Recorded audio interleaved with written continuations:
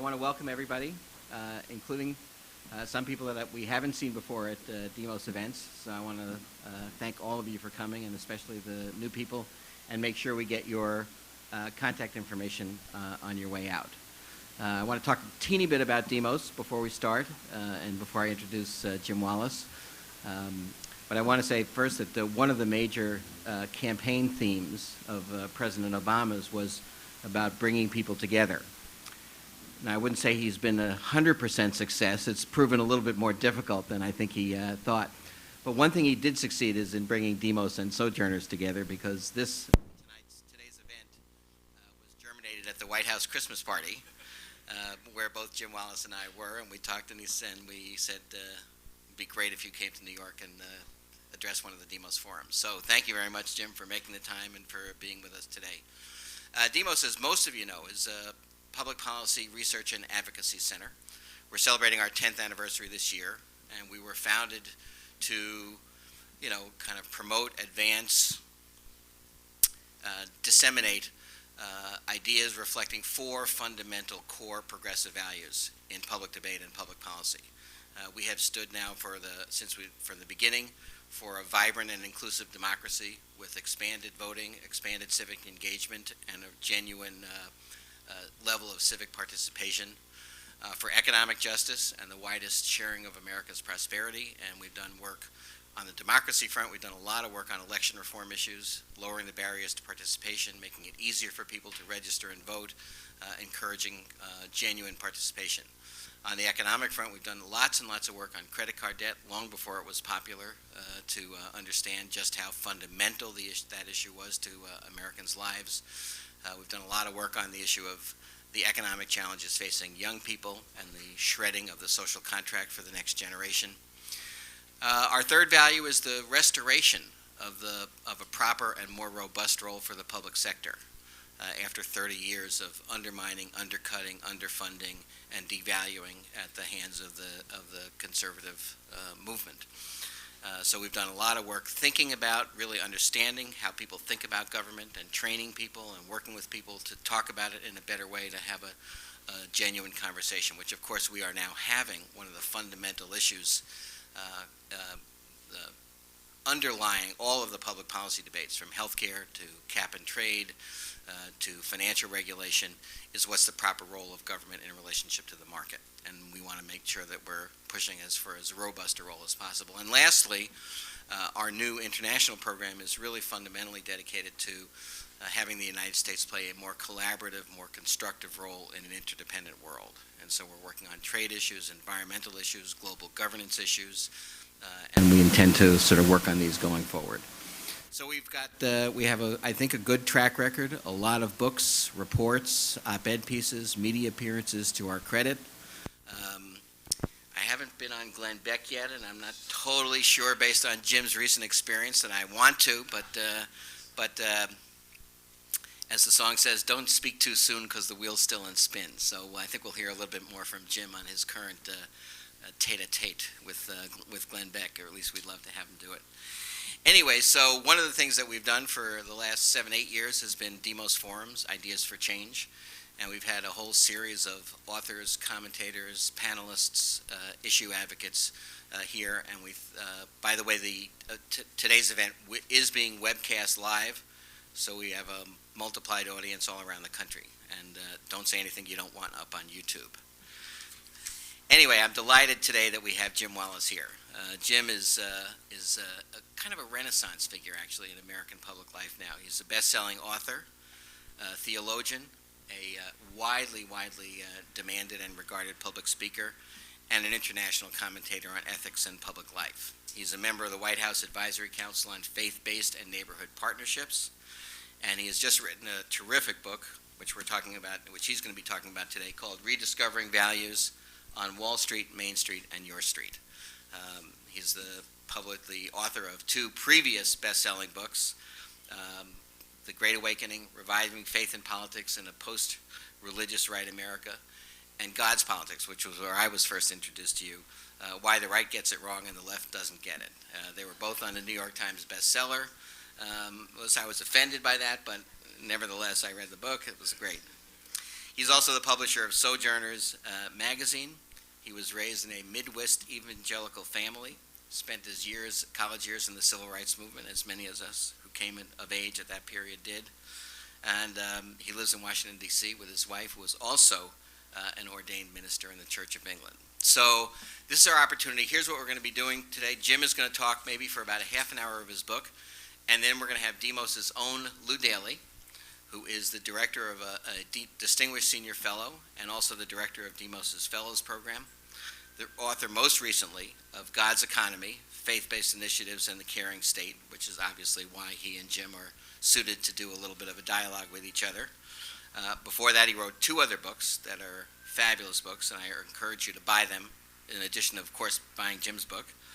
Unjust Deserts, How the Rich Are Taking Our Common Inheritance, and also God and the Welfare State.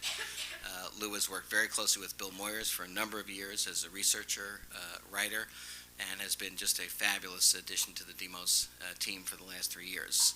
So without further ado, as I say, let me introduce Jim Wallis to talk about his book. Jim will segue directly from you to Lou to respond, and then we'll open it up for questions, comments, etc., and we will be done at 1:45 to get people back to their places of work or worship. Jim Wallis, thank you very much.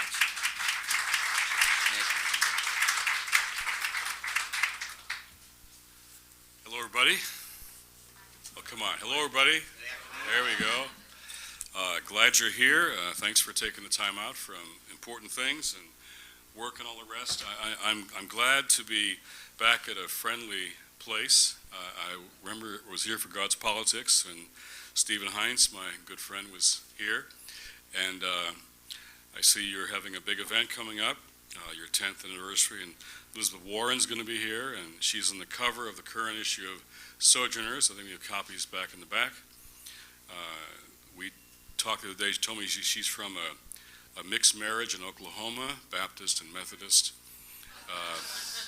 Methodist Sunday school teacher who now is pressing for financial regulatory reform. She's a real hero of mine.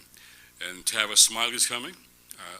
Tavis almost always, he does my first book media show. And this time he beat Jon Stewart, and he was very happy about that. So it's just with him in California.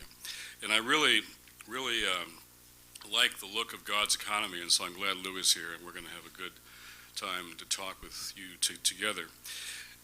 It is nice to be in a friendly place after the last couple days. I don't know if you follow this little dust-up, but Glenn Beck, who I confess I don't really know well and at all, and hardly ever watched the show, it was brought to my attention that he said last week, well, let me first say, the mission statement of Sojourners is to articulate the biblical call to social justice. That's the heart of our work. That's what I've done for most of my life. He said, social justice is code language for communism and Nazism. Then he said, if you find that word on your church's website, or if you hear your pastor or priest teaching that, or using that word, run as fast as you can, leave that church, and turn them in to church authorities. So I thought this is interesting, this guy, whoever he is. So I just wrote a little column back to him, and I said, well, and then he said, social justice is a perversion of the gospel. So I want to say, actually, I think it's at the heart of the gospel. And if we turn ourselves into our church authorities, it would be hard because they believe in social justice too. So the Pope would have to turn himself into himself, which would be difficult. And then the Mormon Church called me, their leaders, to apologize for their Mormon layperson, Glenn Beck, and to assure me they believe and teach social justice too. And he asked us to leave our churches, Catholic Church, black churches, evangelical churches, Pentecostal, mainline churches. So I thought, well, maybe we should leave Glenn Beck. And I suggested we no longer watch his show. And since we can't turn ourselves into the church authorities, let's turn ourselves into Glenn Beck. So far, since the last 4 days, 35,000 pastors and priests and lay people have done that, turned themselves into Glenn Beck. And then but all the way along, I was careful not to characterize him or attack him, but to say, let's have a conversation, let's have a dialogue. And I wrote a letter Friday to that effect. Well, Friday night, the stories on ABC News, MSNBC, CNN had the highest response to the story last week, and New York Times, and all that. So Glenn has gotten pretty angry, and yesterday on his radio show, he said, in response to my invitation, he said, I'm not making this up. He said, I will respond in my own time. His voice was like that, which is kind of like God's time. And we're researching you, and the hammer is going to come down on that cute little organization you work for and those cute little people who work with you. The hammer is coming, and when it comes, it'll come hard and fast and pound over and over into the night. So, Jimmy, he called me, I've never gone by Jimmy, but get ready. So it went from attack to threat, and he's saying, I'm going to video you like we did Jeremiah Wright and like Van Jones, and they think they took out both of them. So it's really kind of an ugly thing. But I was telling Miles, the trouble that he's going to have here is my mom always told us kids two things. One, if there's a kid who's not being played with, you be the one to play with them. That's my economic philosophy. It's not Marxist, communist, capitalist. It's the ones who are not being played with, the ones who are outside, that are my principal moral and religious concern. Second thing she said, if there's a bully on the playground, you be the one to stand up to him. Don't let bullies bully the other kids.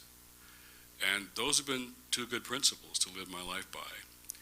And, he may be a powerful guy, but he never met my mom. So, so with her backing me, her spirit backing me, we'll do the best. I really want to stay in the high road here, in the high ground. We're not going to attack him. And if he won't talk to us, that's okay. But people who say these things should be held accountable publicly for them. And when you say the stuff to your red meat constituency all the time, on either side, and you're not held accountable, you need to be responsible for what you say. So we can talk about that if you'd like. But I'd rather talk about the book, because I'm tired of talking about Glenn Beck the last couple of days. I have just finished a book tour, which has been a really insightful experience, because when book signings and events turn into town meetings, something is happening beneath the surface here. So in Detroit, we launched the book in Detroit, my hometown, on the day after the holidays. It was day after New Year's. It was cold. 500 people turned up, and they're unemployed people and business people, pastors, economists, students, activists, soup kitchen workers. It was a terrific town meeting. And why would you bring in a book tour in a city that has no money for books? Well, Simon Schuster gave away books in Detroit, which was kind of cool, I thought. And we've been now to about 15 cities, including Davos again, the World Economic Forum. And I'm really hopeful that the country really wants to have a conversation about values. And getting out of Washington, D.C. is always a good thing. And sometimes you get too trapped in the mindset, and I realize I probably was getting too much trapped in the mindset when my 6-year-old Jack was praying one night before he goes to bed. And he said, thank you, God, for my brother and my mom, my dad, and my friends, and I pray for all the poor and the homeless people and all those people who don't have life insurance. And I tried not to laugh. I said, Jack, do you mean health insurance? He says, yeah, I knew it was one of those. So you could tell what's been going on in my house for the last year.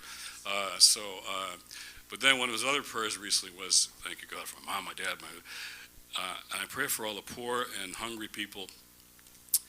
You know, God, there are a lot of poor and hungry people. Any questions or comments? Jack's in a first grade interactive class, so he's used to asking these hard questions. So at the end of today, we'll have plenty of time for questions and comments. So this book began for me in an unlikely place for me, which was speaking to the World Economic Forum in Davos, Switzerland, which is not my usual crowd, I must say, CEOs and heads of state. Normally, Davos has had a kind of a sidebar of social conscience and social business. It's on the 4th floor at 7 a.m. with Mohammed Yunus and Jim Wallis for 40 nonprofit organization people to come and listen to. The choir comes. But this last year, there was a crisis going on.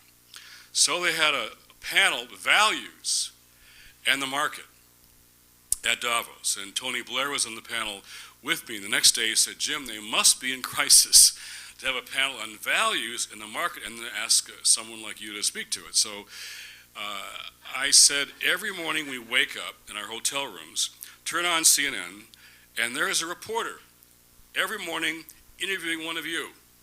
Bundled up CEO, magic mountain of Davos, snowing in the background, and he asks you the same question every time. When will the crisis end? And he has a whiteboard and you all make your predictions. With all due respect to him and you and CNN, it's the wrong question. The question ought to be, how will this crisis change us? That's the right question. So this book is just about that question. That's really all it is, trying to ask that question. How will the crisis change us? A moral compass for the new economy, it says on the front. So as I've traveled around, I think Americans, a lot of folks really believe, understand, now realize that underneath the economic crisis, there is a values crisis. And we won't get to economic recovery without also a moral recovery to accompany and shape that recovery. So that's what I've wanted to do, is just spark a conversation. And so we've been a lot of places. Lisa Sharon Harper walked in. She had a Riverside Church. We had a nice conversation over there. And all around the country, I hear this conversation bubbling up. So the storyline, of course, is now the bad morality play of banks, bailouts, and bonuses. And so they often want to start there, and so let's start there. So as Elizabeth Warren points out very compellingly, there is these banks who practice what their colleagues described to me. By the way, bankers and Wall Street folks, they're coming to me like Nicodemus at night, if you know that gospel story. Quiet nighttime conversations. And they describe their colleagues' behavior as risky, reckless, and greedy. So I'll use those words. Banks participated in bad behavior, sparking a financial crisis, leading to a crisis that now has one of every 2 workers in my hometown looking for a job. And since my brother runs the neighborhood organization, or the NSO, that has to deal with all the people who are falling through the system on the streets, I know firsthand what Detroit has suffered because of that bad behavior. Then we decided, fearing financial meltdown, to extend grace to them. And we did. And now they extended grace to nobody else. So I'm on the steps of the U.S. Treasury before Christmas. PICO, the neighborhood organizing network that I love so much in California, elsewhere, they had brought these folks to town who were new home buyers, and mostly Latino, African American. They were new home buyers, and now they were facing foreclosure, and many had lost their jobs. So I was there to bring the religious perspective, and so we showed up and looking like a preacher like this. And the woman who spoke before me, Mercy Martinez, she had enough money for a fixed rate mortgage. She did. But she got tricked, like Elizabeth Warren talks about, into a time bomb mortgage. that now was exploding, and she lost her job. She's not a Washington talking head. She's just a real person to tell her story, and she's nervous. And here's the White House where Obama's meeting with the bankers as we spoke. Here's the Treasury, we're on the steps, and here's Bank of America. Same block, huge pillars and edifice. And Mercy began just to cry. So I'm a pastor. So what do? I just walk up and give her a hug, and she buries her head in my shoulder and begins to cry. Cameras are all on. Then finally she composes herself and stands next to me wiping her tears.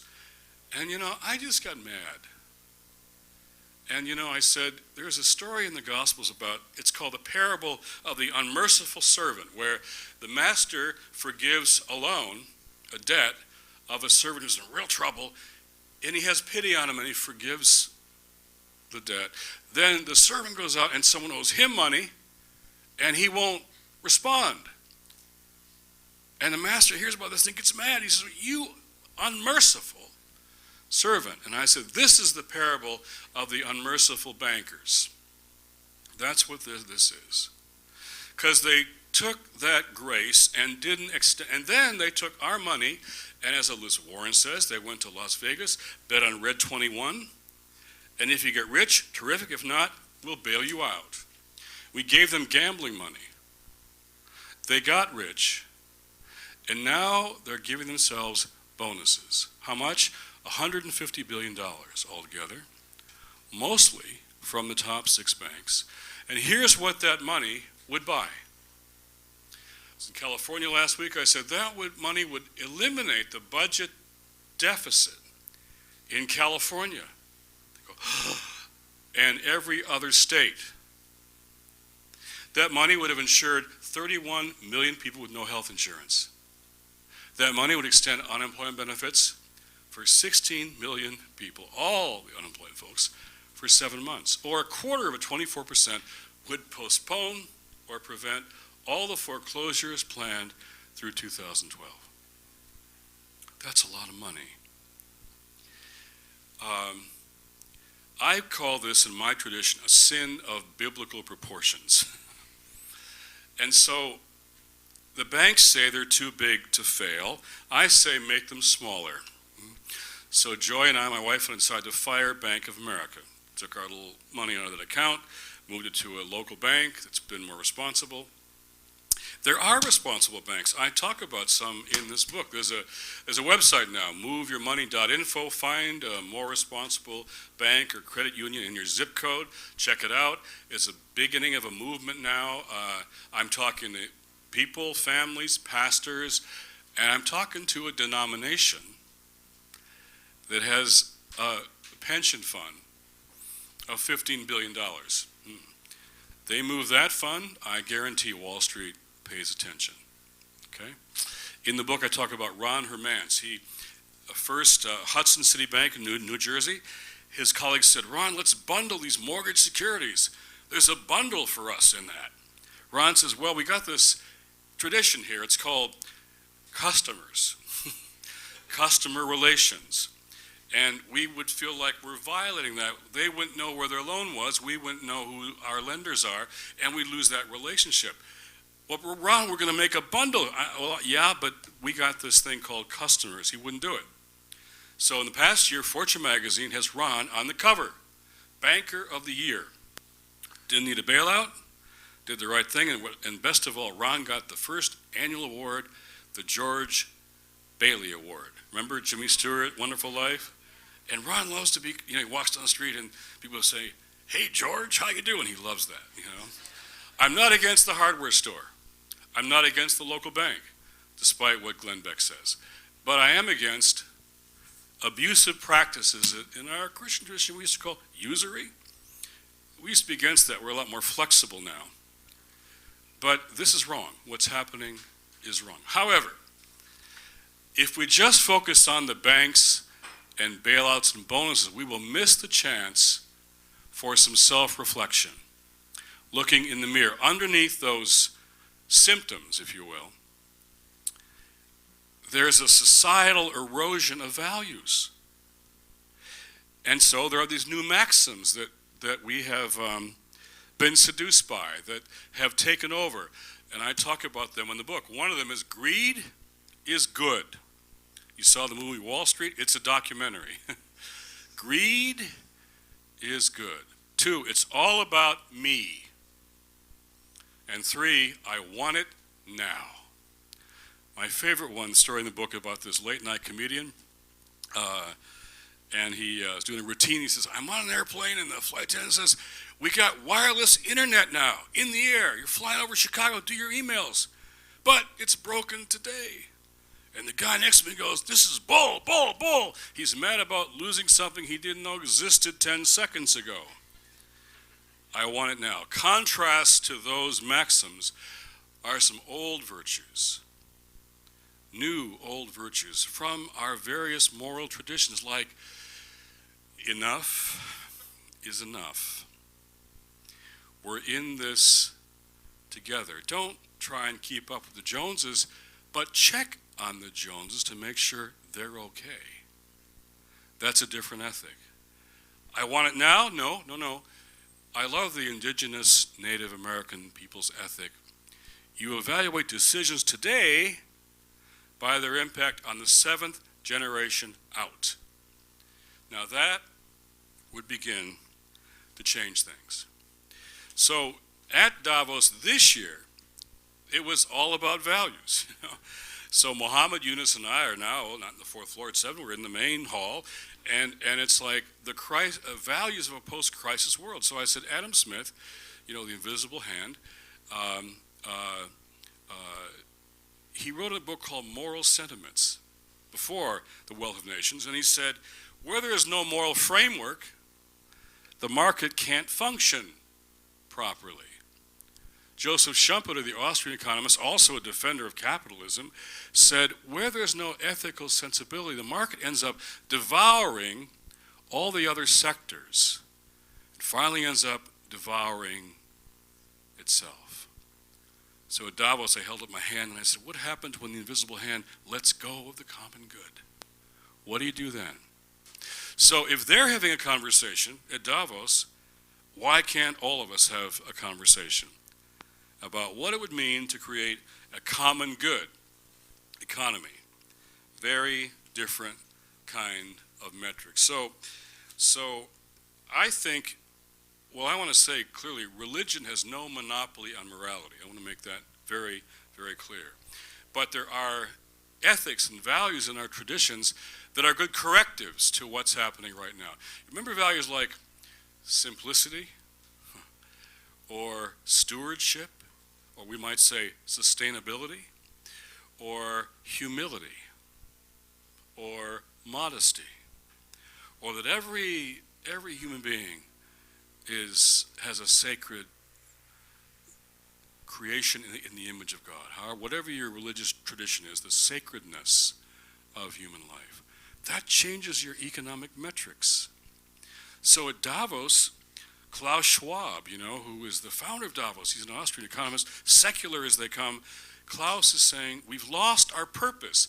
Corporations were meant to be purposeful organizations, not just profitable organizations. It wasn't just to be shareholders, but multiple stakeholders, like workers and consumers, the environment, and maybe the next generation. So Mohammed and I were on the panel with these CEOs who said, we have been infected by short-termism, by a narrowing of the metric to quarterly profit and loss statements. This isn't even good for business in the long term. Or one said, the critics of capitalism are now not just Marxist. There's a whole conversation going on, particularly with a new generation here. So I talk in the book about what we've learned here, like relationships matter between banks and lenders, between employers and workers, between parents and children. They matter. And social sins will find you out. And 2 of Gandhi's 7 deadly social sins are wealth without work and commerce without morality. That's what's happened to us. finally, that the common good is really in our own good. I want my children to grow up in a society that is deep and rich with the notion of the commons. I was in Boston recently. Harvard reminded them that you can still graze your cows on the Boston Commons. So I suggested all the county school, faculty who have cattle, they should go down there and do that. There's a rich notion of, and the book talks about recovering the commons in our life together. I'm a Little League baseball coach. This is a great time. Spring season is about to begin. And my family is so excited. I'm coaching both my boys' Little League teams. My wife, the British Anglican first woman ordained priest, never knew a thing about baseball. Became a baseball mom, now is the AA baseball commissioner. Big deal in our house. So my son will be in this spring 3 baseball teams. And we live next to the baseball field. And every Saturday morning we go out there, and the hill gets just full of moms and dads and neighbors and siblings and just people who live in the neighborhood. And on the field are these players and coaches and umpires. And it's 4 fields together. And it's the commons. And we all contribute time, energy, money to make that happen. And on that sacred field, relationships happen. Friendships are born. Connections are made. Support is offered way beyond baseball. And so somebody who meets joy as a baseball commissioner later falls into her arms when she's diagnosed with cancer. It's called the commons. And we've lost that. And there are some who say, in one book event, they said, the common good. I heard today on Hannity that a common good is just an excuse for people taking your stuff. Or as Margaret Thatcher once said, there is no such thing as society, only individuals. I want to say that's contrary to my faith tradition. I love, I was in the Drucker School of Business in California. Ira Jackson's the dean there, and he was interviewing me in front of a school. And he said, I was reading about this Jubilee tradition in your book. This every so often, the periodic leveling of things and freeing of slaves and canceling debt and giving land back. And I always thought that was a Christian thing. I'm a Jew. It's Jewish. It's mine. Or the gleaning from the fields, the edges, and so on. And I learned about Sharia banking. The Muslims can't do interest. So their banks are fee for service. Interesting model to rethink banking. So here are these traditions that I think can really serve us. And I talk about conversion of our habits of the heart. So one is to a clean energy economy. We're all for that. We talk about that. Very cool. I'm for it. But it'll take more than rewiring the energy grid, as Van Jones has taught us about. It'll take rewiring ourselves, our habits, our expectations, our demands, our habits of the heart. It'll take a conversion. Or I have a chapter here called Conversion to a Family Matters Culture. Having an 11-year-old and a 6-year-old really sensitizes you to these messages of the popular culture that are so horrible, that are aimed right at Luke and Jack, or that's how it feels. And parenting becomes a countercultural activity. And parents always nod their heads, whether Republicans or Democrats. And so all my best Little League coaching stories are in the book, in that chapter. And then this notion of converting a notion of work and service isn't just jobs, it's work. What's the meaning of work? I was at Stanford last week. All they wanted to talk about was vocation. Not career, vocation. It's a deeper and different thing. Or the meaning of service, chapter on that. I love this. There's two data points here that describe a moral landscape. One, a year ago, before the recession, Harvard undergraduates, 47% of them, I teach there part-time, so I feel connected here, 47% of them wanted to be investment bankers. 47%.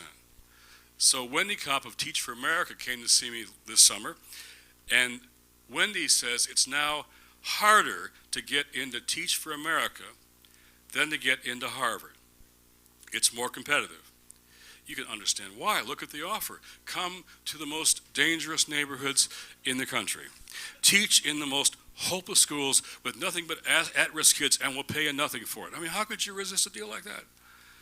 And yet, it's now more competitive. To me, between these two data points, there's a moral landscape that a new generation is trying to navigate here. And I'm excited about that. So the book ends, and then we'll turn it over to Lou. The book ends with 20 moral exercises that anyone can do. And they're from the personal to the communal, congregational, and to the public and political, the policy questions. It starts with, and I'm not going to go through them all, but it starts with, a few years ago in the big tax budget stuff, I coined this phrase in Washington: a budget is a moral document. And that's been kind of a clarifying concept to think about these issues. Well, in doing this book, I discovered that I realized, as a dad now, that a calendar is a moral document. How you spend your money, how you spend your time. What's important? Who's important? What's a priority? Who's a priority? Or the lifestyle audit. My Depression-era parents just simply did not spend money they didn't have for things they didn't need. They just didn't do it. And most of us, no matter what our politics or even what our income level, have to plead guilty to falling into that habit. Congregations can look at I've got a checklist here of looking at what it means to be, I'm speaking at a synagogue on Friday night in Los Angeles, what it means to be Jewish in relation to this crisis, or a synagogue or Islamic in a mosque or a Christian. What does our faith say? Or those of us with no faith, that's okay too. What do our best moral traditions, or I was on the West Coast, they're spiritual, but not religious.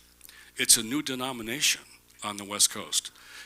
Ben Cohen, Ben and Jerry's, he's spiritual. He told me, Jim, I'm spiritual, but not religious. I said, Ben, offer him free ice cream. You could be the bishop of this thing. So he told me he's thinking about that. But also joining campaigns like Move Your Money. It's a campaign to get the attention of Wall Street. And right now, let me say, to honor Elizabeth Warren, call your senators, and I know you're senators, and they all need calls, to support an independent, strong, robust consumer financial protection agency. That, for me, is the litmus test of whether we will do financial regulatory reform. So I had Elizabeth on a call with 25 church leaders who together messaged to 100 million people together. And so they're all calling their senators. So it means policy work, holding Wall Street accountable, and Washington. It means organizing. It means at the level of the community and the level of our own families. I'm really pleased by stories I'm reading now of people who are buying less, spending less, doing more, having dinner more often with a family at home instead of all of you grabbing something at different fast food restaurants in a 3-hour period. I learned that guess what's getting more and more expensive, what's more and more cheap, less expensive now is all the screens, flat screen TVs and iPods and cell phones, cheaper and cheaper and cheaper. Guess what's more and more expensive? Education. One anchors is the road of the future. The other is just distracting from each other, from family, from reading. If you're a parent, one of your battles constantly is screen time versus family time, reading time, sports time. These are moral struggles now. And so I think this is an opportunity. My son's studying Chinese, and I was reminded of something you probably know. The symbol for crisis in Chinese is really two symbols coming together, one for danger and one for opportunity. The one quote that I'll agree with from Rahm Emanuel is that a crisis is a terrible thing to waste. This is a moment to reset our values. If we don't do that, then all the suffering in my hometown of Detroit and all the other places will have been in vain. But if we can rethink and reset our values at the personal, communal, and policy level, then even the Great Recession will perhaps have been redemptive. That's my hope, and that's why I wrote the book. Thank you very much.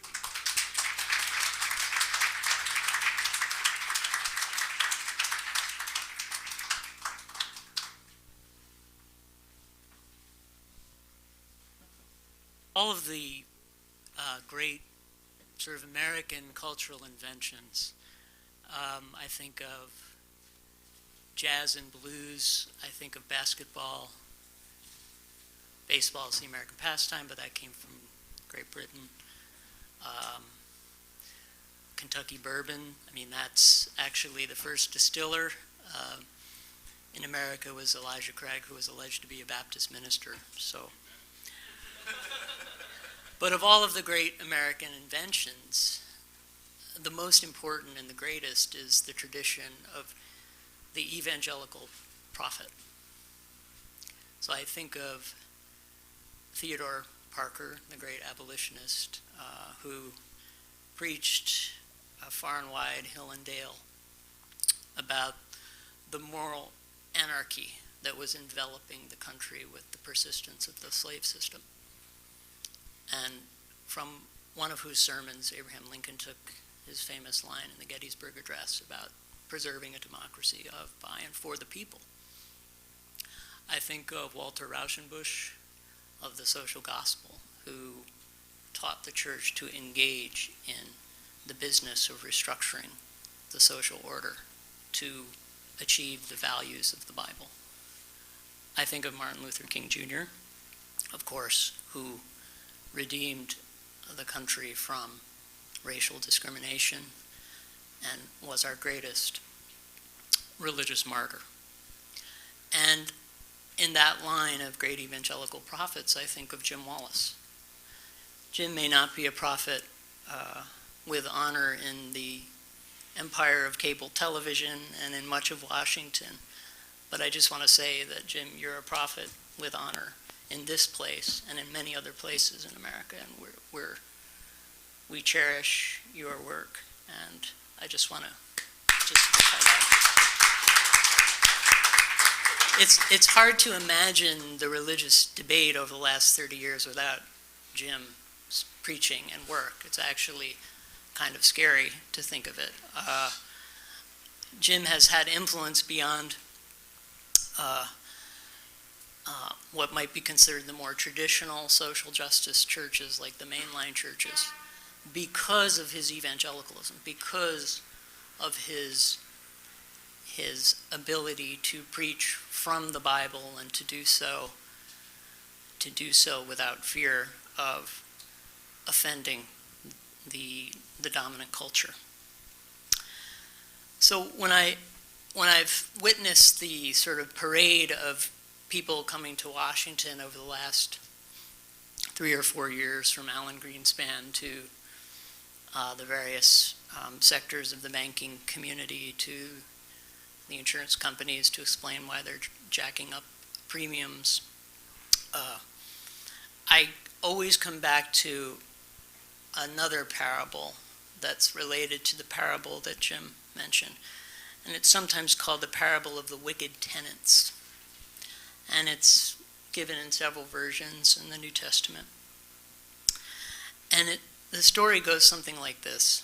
So there's a wealthy landowner, and he created a great productive vineyard with many fruits. And he left on a long business trip, and he put the vineyard under the control, in the temporary possession of a group of tenants who were to oversee the production in the vineyard. And then routinely, as the fruit came forth in this vineyard, he sent a servant back to the vineyard, back to the tenants, to acquire the share that those tenants owed back to the landowner. And the first time he did this, the tenants refused to pay their share, and they beat the servant. And the second time, they beat the servant again. And then the third time, he decided, well, this is getting serious. I'm not getting my due from those who I have given possession of my vineyard. And so he sent his son to receive his tribute. And the wicked tenants conspired, thinking, oh, well, this is the son of the landowner. This is the heir to this fortune. If we get him out of the picture, well, then we will own the land. And they killed the son.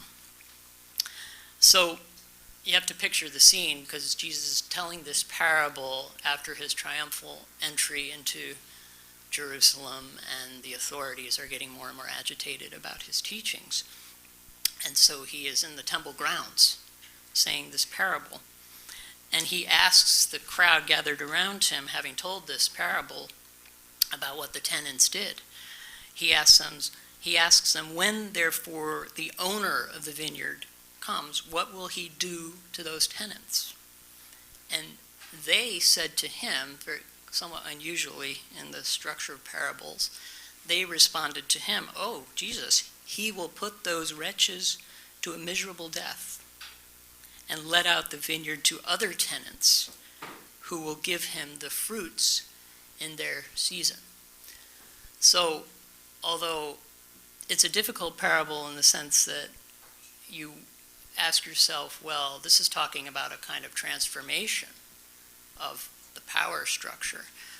Where's the agency coming from for that? The way it's depicted here, it's coming from God. Nevertheless, the ruling elite who controlled the system of tribute and taxation in Palestine were very agitated by this parable, because they recognized that they are the wicked tenants depicted in the parable, and they have not been giving their due to God. In other words, they have not been distributing the wealth that they're accumulating from the land in ways that befit the values of God's teaching.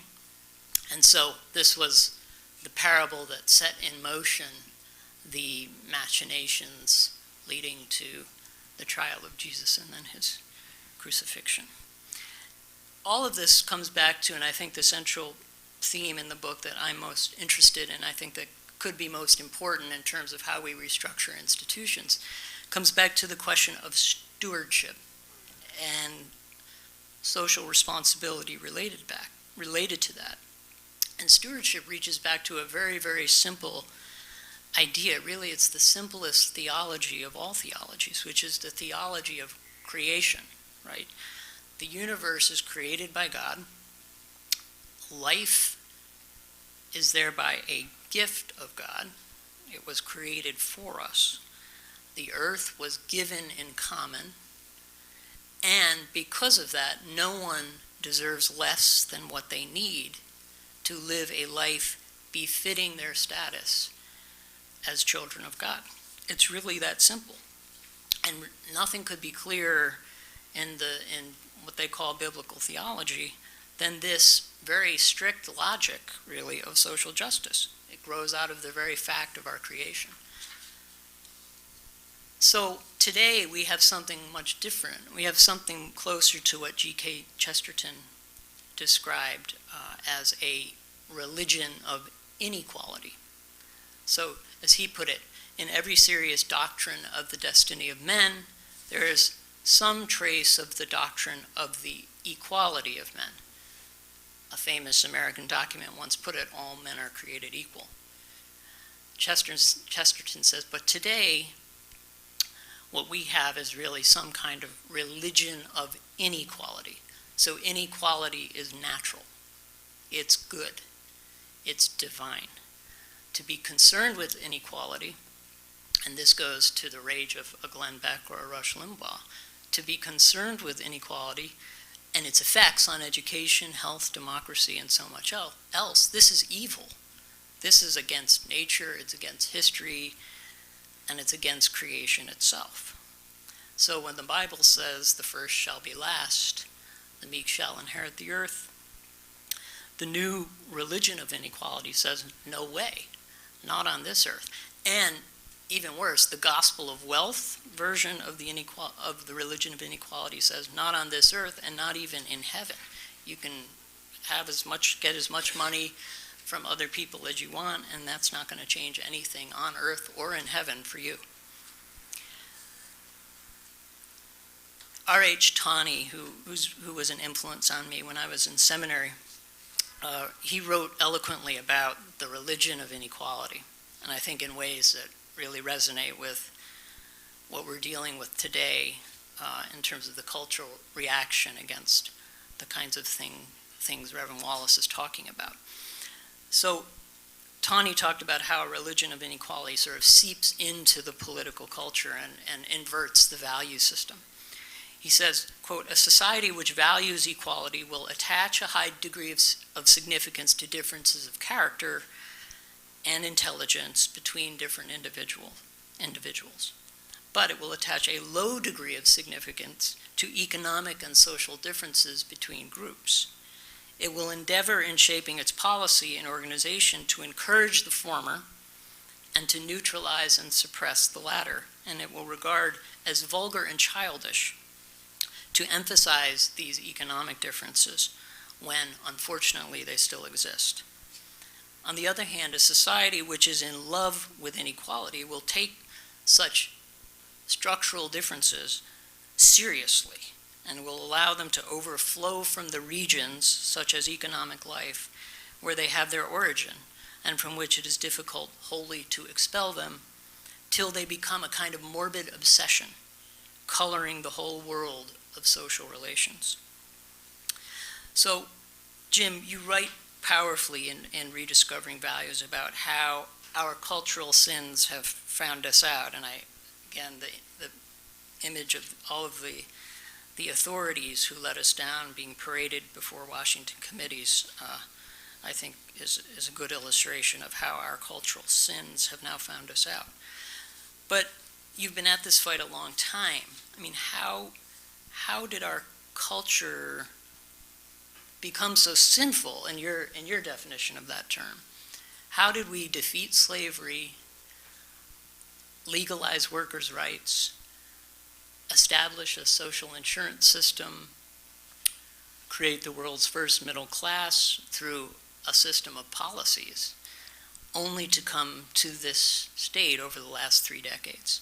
So what happened to the American politics, the American struggle of a Theodore Parker, a Walter Rauschenbusch, a Dr. King, and when you founded the Sojourners movement? So I'd just like to ask you to respond to that, and then we can open it up to the audience for Q&A.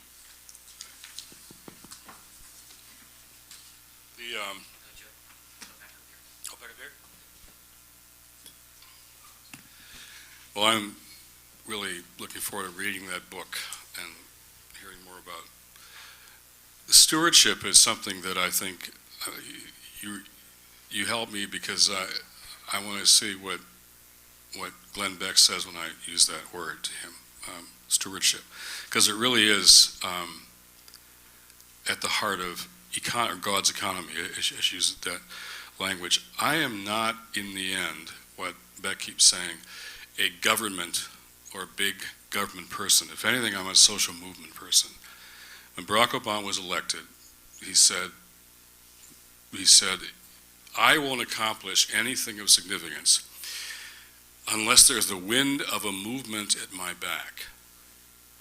And back when his old friends had his email, I wrote back that night and said, yeah, and also at your front, to clear the path and pull you along when necessary. Now, if we didn't know that was true then, a year later, we better know it now. Because Washington, D.C. is wired to block change. And the reason you mentioned a number of things that have occurred, they didn't just happen from Washington. They happened because of robust social movements in the country. And I wrote this book, Great Awakening, about how revival was often connected to those social reform movements. In fact, most of those abolition of slavery, women's suffrage, civil rights, had faith communities in the middle of them. It was never just faith communities, but always they were an animating part of these movements. So it's movements that make change, or that make change possible. Is when you do, as they've been doing in Washington, D.C., you start with what is possible in the Congress. If that's your question, you are not going to change much of anything. There are 3 pharmaceutical lobbyists for every member of Congress. That's one industry. If you start with how do you mobilize a country around change and around members of Congress, that's a whole different strategy. But then movements, constituencies, are not just constituencies to do emails for what you want to do. They are necessary for strategizing and for mobilizing to change a political context. So all of those accomplishments, I love it when the right says, I debated Marvin Alasky last week in Ohio. Government never has done anything of any consequence as far as he is concerned. All the failed programs of the last several decades, like Social Security, like Medicare, like my dad getting an FHA loan for a house when he got back from World War II. Every house in my neighborhood was a 3-bedroom FHA house that built the middle class in this country. But there were movements that led the way for all of these things that made them possible. So what I'm saying these days is, and let me just be a little provocative here. I was asked in Chicago, Miles, by a very progressive woman leader in the faith community who said, why this was to be our progressive moment. Why is populism now only on the right? Tea parties and all the rest. What happened to ours? And the answer she evoked from me was this. When you have populists on the right and only apologists on the left who are saying whatever you do, Mr. President or Democratic leaders, is whatever you can do is fine with us. And we'll just support whatever that is. Rather than saying, no, there needs to be an independent, robust, prophetic, and sometimes challenging movement right back at Washington. And some of us cut our teeth on that, as Miles was saying before. We grew up, when I was 19, we were putting 10,000 people in the street in 2 hours' time back in those days. And I want to tell you that being on councils and White House conference calls and getting meetings, I got another meeting yesterday after immigration. We'll meet the big rally. We'll meet Monday in the White House, faith leaders on immigration. We can get meetings. Getting meetings and being on conference calls is not making change. Is not making change. How do you build the kind of social movements that led historically to the changes that we all want to see again? So I'm going to preach if I'm not careful here, but other questions or comments? Please. Here, please. Well, following up on that question, I'm a little personally troubled by the notion of cultural sin. It's not my faith tradition, but I look on it more, thank you, that there's been a shift in values. Right. And different language, but same different idea. language. But Yeah. I would ask you this question, and maybe it's unfair. I know you're not an economist, you're a pastor. But I would say, looking back at the late 70s, when I was a young person in my 20s, starting out my life, I now have children in the same age group. The whole economy was shifting. Right. Industry was leaving the country. The cities were beginning to shut down. Right. So now, I think there are millions of people in the country who are desperately poor. There are people who are hanging on with 3 part-time jobs. And those of us, and I put myself in that position, I call myself the anxious middle class. Right. Mm-hmm. We're one job loss, one health crisis away from being in poverty. Right. So when you talk about changing I the got you. values Yep. situation, I hear you. how do we attach that to Yeah. changing the structural economy of the country that can put people Yeah. in a situation where they can build a life? Well, thank you for letting me make myself clear. The book is saying this crisis is both structural, for which we need structural changes, and social regulation. It's structural. It's also spiritual. So we need some self-regulation as well. Both, not one or the other. I talk in the book about stagnating wages. I'm from Detroit. We were talking before. It used to be the fourth largest city in the country. I remember my parents saying, we live in the best city, in the best country in the world. It was not a good time for blacks and women, but it was a good time for single family jobs at Ford, Chrysler, GM, Edison, and there was almost a social contract, at least for white people. It was just for white people. Your dad has a job, you get a job too. There was that kind of sense of our church was lower middle class, upper middle class, but we were a church together. That's all gone now. And stagnating wages and the gaps. I mean, the two peaks of gap times in our history are the year before the Great Depression and the year before the Great Recession. These two times. We've gone from 30 to 1 CEO pay to average worker pay in 30 years to 415 to 1. Now, that's a structural issue that must be dealt with structurally. At the same time, I've lived in very poor neighborhoods most of my life, and I want to tell you the poorest people in this country who work three bad jobs, are still too often making bad financial choices based on this assault, cultural assault of advertising, telling them how they must become a person of worth, what they wear, what they eat. In our work with young kids in the street, we had to teach them to not let a fight over a leather jacket become lethal, because we were losing kids over stuff like that. So the problem there is a structure that doesn't allow those kids, an opportunity, and the school system that in DC public schools, when I was growing up, when I was living there, I'm still living there, you should call it not education, but criminal behavior toward young urban kids of color. That's what it's been. At the same time, if we said to those kids, the deck's stacked against you, not a damn thing you can do until we change the structures. You're just kind of on the bottom. No, we said you still got to make choices, different choices about homework, about drugs, about conflict resolution, about sexual activity and behavior. Because if you don't make good choices, unlike the kids in Bethesda, you won't have 12 chances. You maybe have 2, probably 1. So you got to work at the same time on the structural question and then the choice question. And I think movements do that. Birmingham got us the Civil Rights Law, Selma, the Voting Rights Act. But it was also millions of personal choices made by lots of people that made those policy changes possible.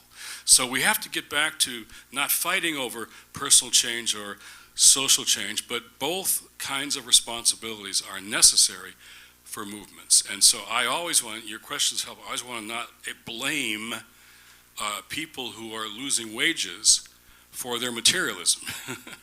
Because they don't have any money, but there still are. So the people that I work with who are doing the best stuff in poor neighborhoods do faith and finance workshops for low-income people. At the same time, they're fighting predatory lending and redlining and trying to do economic development. So it's got to be, we got to link these two together. So we're not blaming anybody, but empowering people to make different choices. But a very helpful question. Here, And then over there, yeah. Wait for the mic. This is all Fox, MSNBC, and CNN all together. I swear I'm not a Yeah, there you communist. No. Yeah, he doesn't look like a communist. So my question is regarding your comment about a crisis being an opportunity for self-reflection. Right. So that makes sense in our context right now. I might be asking about something that's a little too far off on the future, but how would you recommend we make it easier for a society, for a country to self-reflect when it's not a crisis? Because I agree this is a great opportunity for us to ask, okay, what is causing us to get into this situation? But why does it necessarily have to be a crisis that produces that final ability to self-reflect? Does that make sense? Well, I think, yeah, it makes a lot of sense. There's kind of two kinds of religion that get floating around. One is religion that leads to deeper reflection, and one that leads to deeper certainty, you know. And we're fighting those two all the time. So I think my notion of faith is to lead toward that deeper reflection. We're putting out a big statement next week on civility, the lack of civility. And one thing, it's been signed by faith leaders across the political spectrum, because one thing we're saying is there's this thing called humility, which turns against the certainty that we see in all this vicious, hateful dialogue. You're not only wrong, but we're questioning your patriotism and your character and your integrity and probably your faith. Now, how you see it and how I see it are probably, as Corinthians says, through a glass darkly.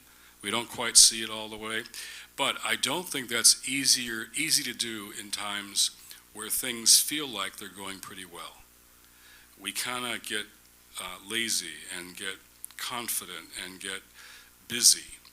And crisis, whether it be a personal crisis, how many stories do you know of a family that really realized its values when somebody got really sick?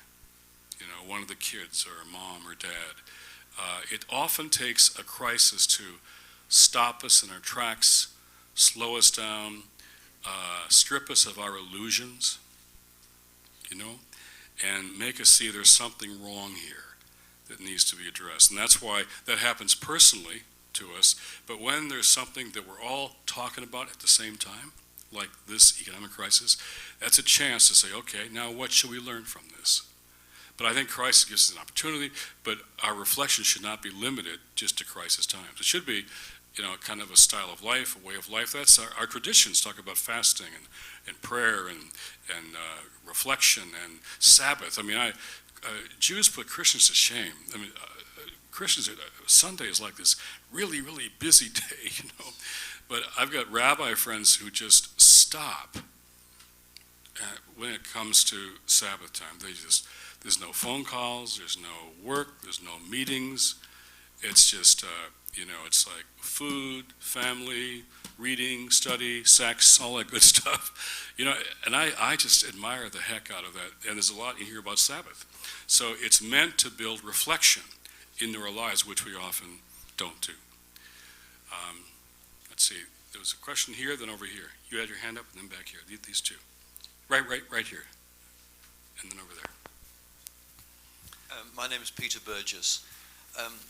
There's so many pieces to what you've just been talking about, but I had a conversation with Muhammad Yunus some while back, and his observation was we'll never get it right as long as we have metrics that are measuring all the wrong things. And he was talking about gap accounting and profit. Yeah. And as you were talking, I was saying, you know, isn't it a darn shame that we don't measure things that are valuable in our society? And as a result, I mean, listen to Bloomberg News 24/7. It's all about profit, stock market price rises, and GDP growth, none of which has any real relevance to the value that we have. What's going to happen about the metrics? Yeah. Don't you love his accent? I live with that accent every day, you know, in my home. Well, the question is the answer. I mean, the Hebrew prophets make very clear that the evaluation of any society is what they'd say is righteousness, we'd say integrity. The evaluation is not its gross national product, its military firepower, or its popular culture being the envy of the world. It's a very simple and demanding metric, which is, how are the poorest and most vulnerable doing? What I say, how are the kids doing, is the God question.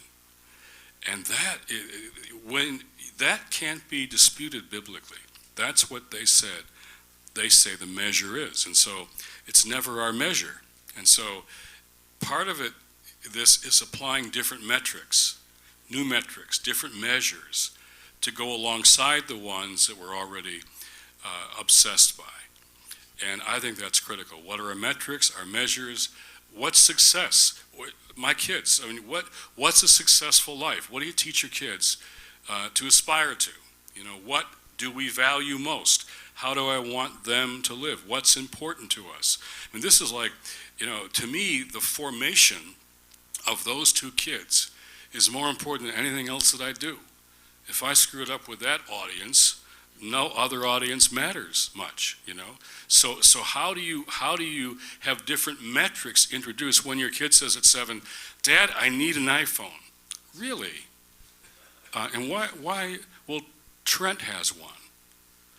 And so, you know, we discuss how he'd probably lose it. And then if his whole worth was tied up in that iPhone and he lost it, what happens then, you know? And these moral conversations before bed and prayers, and it's about metrics. That's really what it's about. How do you evaluate your success? So that's, to me, it's a family conversation. It's a congregational conversation. It's a civic conversation, and probably the most important one that we can have. Yes, sir. As what I hope to be a committed Jew, I totally agree with you. But I see the problem is pop culture is lewd, it's violent, it's greedy, it's materialistic. You listen to the business networks, you listen to the mass culture of Fox News.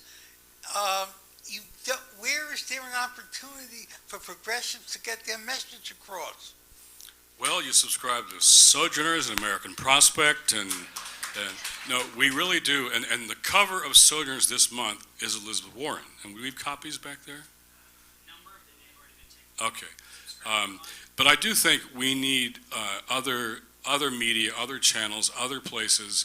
I am concerned these days about how many people get all their news from sources that already agree with all their prejudices. I'm concerned on both sides, because it just reinforces and fuels sort of what we already think. So for me, sometimes I find it a good discipline to look and listen to. The columnists I read more often are the ones I don't always agree with. In fact, I often don't agree with, but I think they're interesting, intelligent, and they ask me hard questions.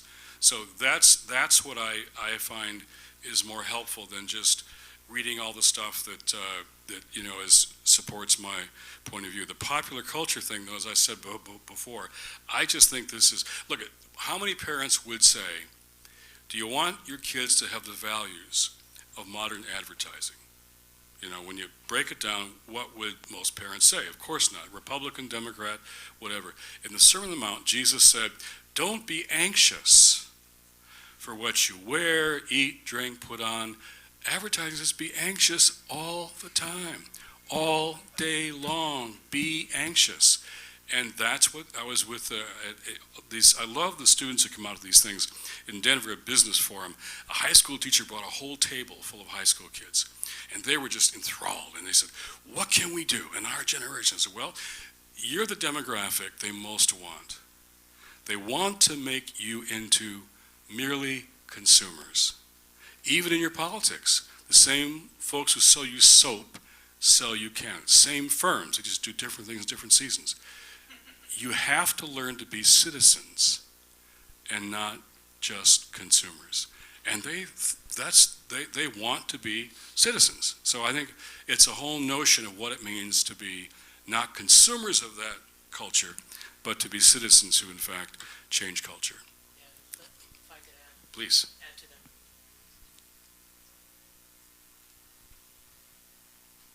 One of the, I'm raising two children, school-age children, and so science and math, it's all about science and math. Liberal arts are being taken out of the schools or defunded, and so kids, this is just an offhand comment, but kids are being, their minds are being trained and their minds are being disciplined about things that are value-wise neutral, math and science and so on. So there's no value formation going on in our K through 12 education system up to the point where they go off to college, and then it's all about, I'm going to be on my own soon and I need a job.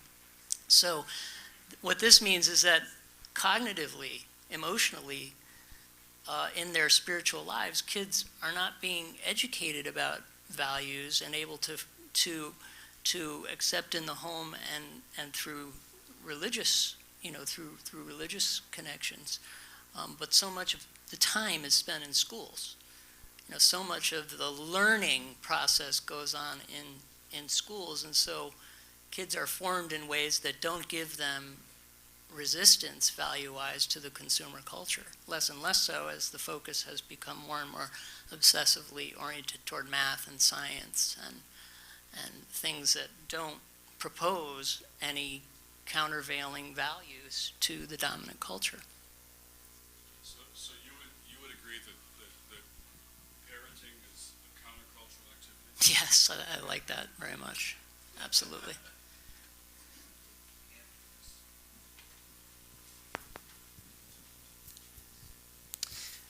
My question is, so I think you've done a great job, and as a young person, as part of the next generation, have been really encouraged that you've brought back focus on the part of the gospel that deals with social justice. So there's been a few decades of evangelicals, particularly, who have said, here's what the gospel is. It's personal salvation, right? They lost touch with the social gospel. But even that was an overcorrection from an earlier period in the 19th century or early 20th century on the social gospel. So how do I, as the next generation in the church, as a young pastor in the city, how do I lend my voice to shape a holistic understanding of the gospel so that I'm not just on the pendulum of overcompensating, right, against this gospel of our personal salvation? So being part of sort of the Fox News contingent, right? How do we keep a holistic understanding of the gospel so that I don't just become a new generation of myopics, but who's focused on social justice instead of personal salvation? That's a great question, and Lou talked about Walter Rauschenbusch, who himself, when he was preaching, really was an evangelical Christian who talked about social justice. But Paul, his great-grandson, is the new religion editor of Huffington Post, and Paul is a chaplain at Princeton. And I've got to know Paul pretty well, and Paul says he's the first one in his family for generations to do the ministry again.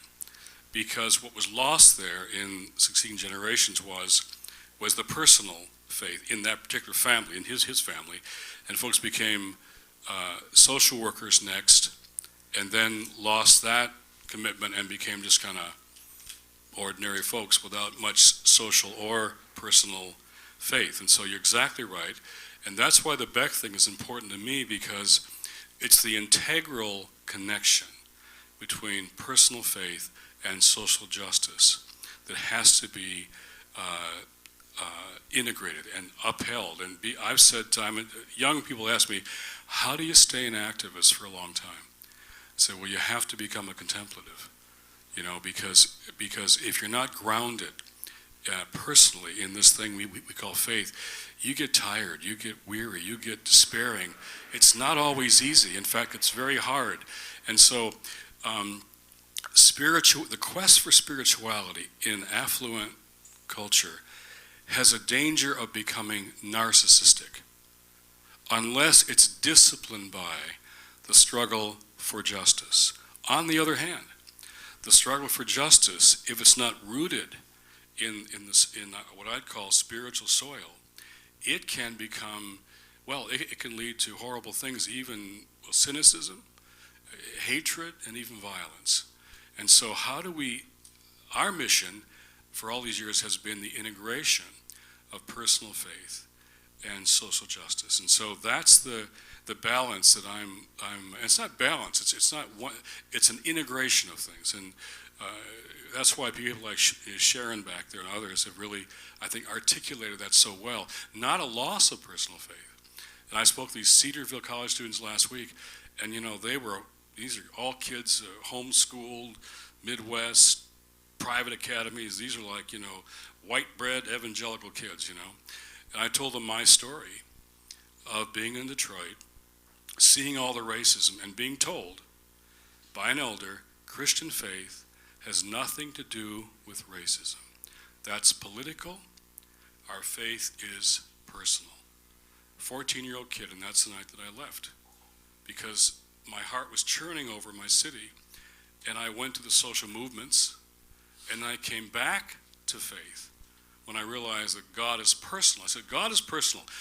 This God knows everything about everybody in this room here at Cedarville and wants a relationship anyway. But the whole purpose is to sign you up for God's purposes in the world. It's got to be both. And so I hope your generation helps to restore that integration once again. Way in the back. I'm Robbie Hilton Smith. I'm a new policy analyst here at Great. DOS. You were talking about building social movements and that being obviously the goal of Sojourners and what you've been working towards. And the social movements you mentioned in the past, abolition,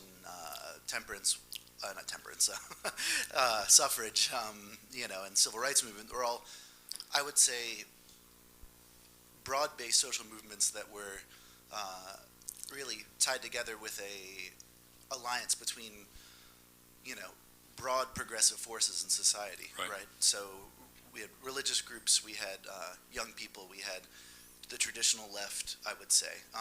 And I guess what I've seen is that I feel like that part of the reason there's not any kind of broad-based social movement going on right now is because that alliance is disintegrated to some degree for various reasons. Yeah. So what happened, especially to the alliance between religious groups and the left, and what are we doing about it? I'm going to have Lou take a crack at that too, because he raised those movements as well. On the temperance thing, my wife is an Anglican. She'd throw me out if I joined the temperance movement. So, anyway.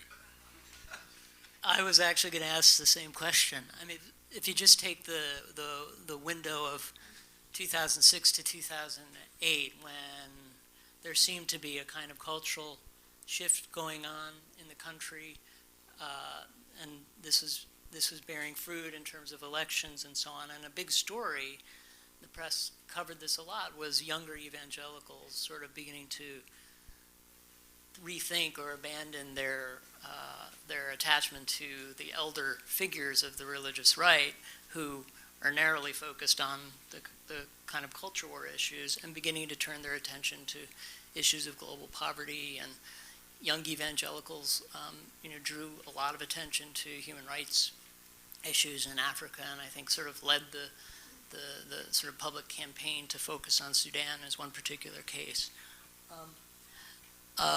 Progressive Catholics as well, although now, as you could see, my church, the Catholic Church, is all tied up in knots over the question of the abortion language in the health care bill, not having done enough to promote a more progressive health care reform in the first place, which is the real disappointment to me, and makes me take, their concern and hand-wringing about the abortion language a lot less seriously, frankly.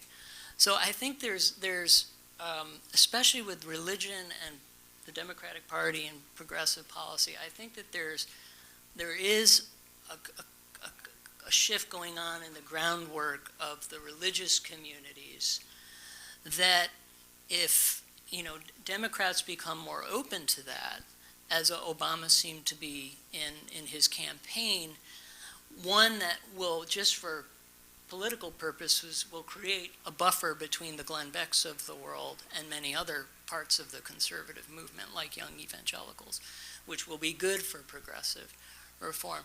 But ultimately, what it will do is reconnect the values of religion to public policy debates. That's one of my main arguments in my book, God's Economy, is that sort of reintegrating smaller faith-based organizations into the public social safety net, this is very progressive compared to what the religious right used to argue for, which is just privatization of the social safety net and let the churches take over on a model of charity. Actually, what George W. Bush promoted was an idea of integrating smaller faith-based organizations into public welfare, and I thought this was important. Now, it was controversial because it involved lowering church-state barriers somewhat to allow that to happen, to allow a connection between federal policy and smaller, more religious providers. But I thought that was an important, I've argued in my book and in articles that the Democratic Party needs to sort of bury the hatchet on that question, allow more integration of smaller faith-based providers, allow them to hire, to hire people of their own faith, even if they're using public funds. But in exchange for that, what you get is, one, a new class of stakeholders for more social spending, which is important for the coalition, the anti-poverty coalition, and you also get a public, not imprimatur, that's too superficial, but you get a melding, a connection of religious values and public policy in ways that we haven't had in a long time in America by using this model. So, in terms of making that reconnecting religious values and public policy in the Democratic Party, I actually think that the faith-based initiative is a really important part of that, and one of the reasons why I think Obama's lost some ground is that he hasn't really led on that issue in the way that his predecessor did. And this is a great question to end on. It's kind of why I come here. Like, this is the kind of thing that Miles and I should have a glass of wine and talk about all night. Because back in the movement that we got drawn into, you had a civil rights movement that was led by Martin Luther King Jr. and Abraham Joshua Heschel, marching side by side from Selma to Montgomery. And to me, that just epitomized, yet in the crowd, there were other Jews, other Christians, there were agnostics, there were atheists, and I want to say for the record, there are secular, agnostic, atheist, activists, friends of mine in whose hands I have put my life. I have put, literally in situations of conflict and violence, put my life in their hands. At the same time, it was a time when, while they were respected, the religious core of that was also respected. And I think the Democrats and the left lost that post-civil rights movement. And I'm as opposed to secular fundamentalism as to religious fundamentalism. I saw Tom Miles, first time I spoke at Aspen, the people with Aspen Ideas Festival, very secular, liberal place. The folks would come up well-meaning, but they'd say, wow, that was so intelligent and articulate, and yet you're religious. And I would say, well, I'm doing a snake handling workshop at 3 o'clock, if you'd like to come. So I think this is why, I like to come to places like this. This is a conversation. We have to form alliances, respecting each other. The role of faith has to be respected, and those who have no faith have to feel like they're in the circle too. So at our book event the other night, a woman comes up and says, I'm an atheist, and I came tonight hoping I'd feel welcome. And I really did, and that's really cool. So your conversation is key to the alliances we have to form together for the sake of the common good. So thank you very much. I know there's hands up still, but Miles promised us